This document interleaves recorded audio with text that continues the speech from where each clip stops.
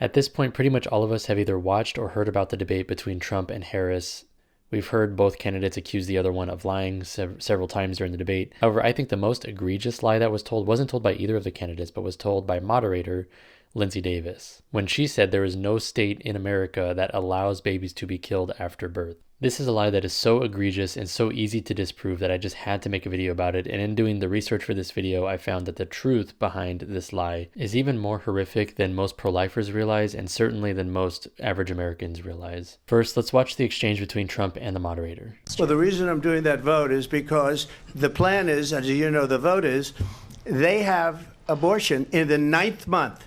They even have, and you can look at the governor of West Virginia, the previous governor of West Virginia, not the current governor, who's doing an excellent job, but the governor before, he said the baby will be born and we will decide what to do with the baby. In other words, we'll execute the baby. And that's why I did that, because that predominates, because they're radical. The Democrats are radical in that. And her vice presidential pick, which I think was a horrible pick, by the way, for our country, because he is really out of it.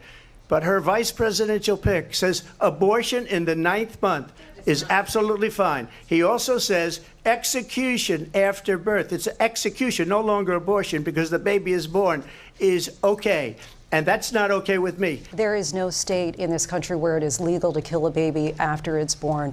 Madam Vice President, I want to get your response to President Trump. So there you go. There's the clip, and love him or hate him, everything Trump said in that clip is 100% accurate. We're going to get into all the evidence for everything he just said right now, and also how what this woman, Linsey Davis, just stated, that there is no state in which it is legal to kill a child that is born, is sadly false. I wish she was right, but it is sadly false. The first thing that Trump referenced there was a clip in which Ralph Northam, the former governor of Virginia, talks about how there was a bill that he supported that would allow, in some cases, for a baby that was born to potentially be left to die by neglect. Let's watch that clip now. No exception.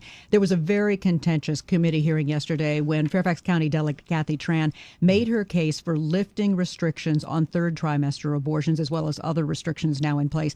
And she was pressed by a Republican delegate about whether her bill would permit an abortion even as a woman is essentially dilating, ready to give birth.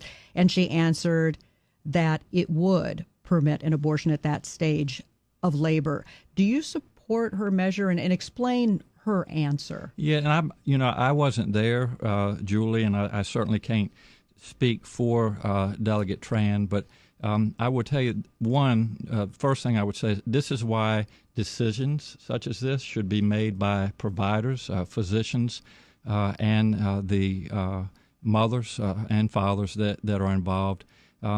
There are, when we talk about third trimester abortions, these are done with the consent of obviously the mother, with the consent of the physicians, more than one physician, by the way.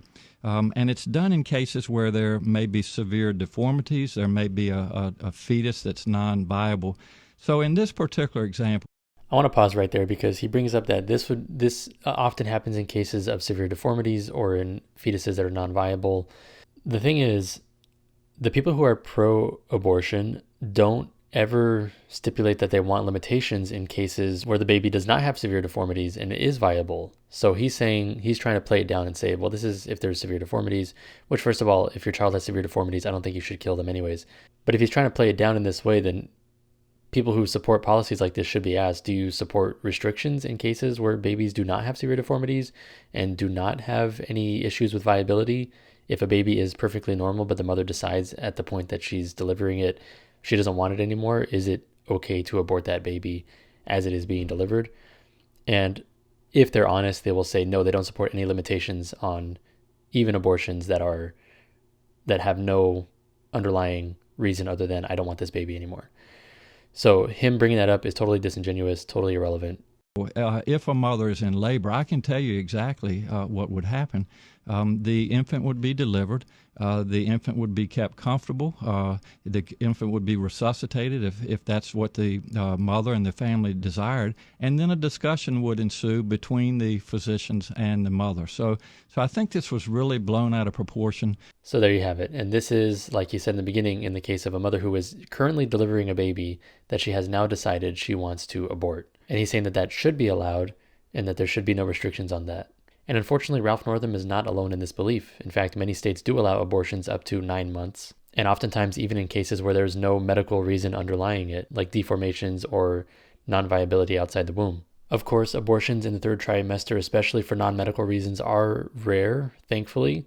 However, they're not so rare that it never happens. In fact, the Guttmacher Institute estimates that dozens of babies are killed in the 3rd trimester for elective reasons that are not related to medical conditions. The second thing that Trump referenced in the debate clip we watched earlier is that Kamala Harris's running mate Tim Walz, in fact, signed into law a bill that repealed protections for children who are born after a failed abortion. Previously, it was required in Minnesota that these children would receive life-saving care from medical professionals, and in a bill that he signed in 2023, the requirement no longer became that they received life-saving care, but that they received care, meaning they could just be comforted while they are left to die from neglect. And even before Tim Walz signed this bill into law, this was already happening in his state of Minnesota. For example, in 2021, there were 5 infants who were born alive after failed abortions, none of which were given life-saving care, 2 of which were given comfort care, and all of which died from neglect. You don't have to take my word for that. That is according to the Minnesota Department of Health, which they reported on July 1st, 2022. What's really crazy about this is if the child was born alive after the failed abortion and the mother decided, you know what, I actually want to keep the baby after all, and she took the baby home, they gave it life-saving care, she took the baby home, and then she were to leave it and not feed it for days and then it died, she would be arrested for neglect of her child. Yet, in the case that a child survives an abortion and she doesn't want the baby and they leave it to die from neglect, that is perfectly fine. This is completely legally and logically inconsistent and incoherent. And not only did Tim Walz repeal protections for infants that are born alive after a failed abortion, but he also repealed the requirements to report on cases where this happens, which is why since 2023 there have been no reported cases of children being born after a failed abortion and being left to die. Not because it hasn't happened, sadly it probably has happened, but because they're no longer required to report it. And unfortunately, Minnesota is not alone in having such inhumane laws. In fact, New York, California, Vermont, and Colorado also do not require these babies who are born after failed abortions to receive life-saving care. And similar to Minnesota, these states also do not require that these incidents are reported when they do happen. Which means we know that this happens, we know that it's allowed to happen by the law, we just don't know how often it happens. Which also means that Linsey Davis was 100% wrong when she said that there is no state in which it is legal to kill a baby after it is born.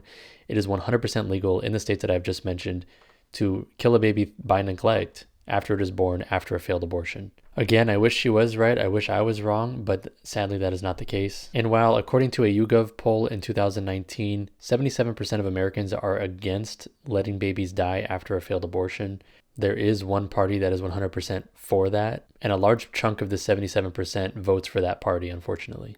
Anyways, that's the video. Thank you so much for watching up to this point. If you enjoyed this video, make sure to give it a like and subscribe to the channel here on YouTube. Consider becoming a member by clicking the link in the description. Members get early access to these videos as well as exclusive posts, live streams, and videos. So if all those perks sound interesting to you, then consider becoming a member. It's a great way to support the channel and support all of the work that goes into these videos. Thank you so much to the members who are watching. And until I see you next time, God bless.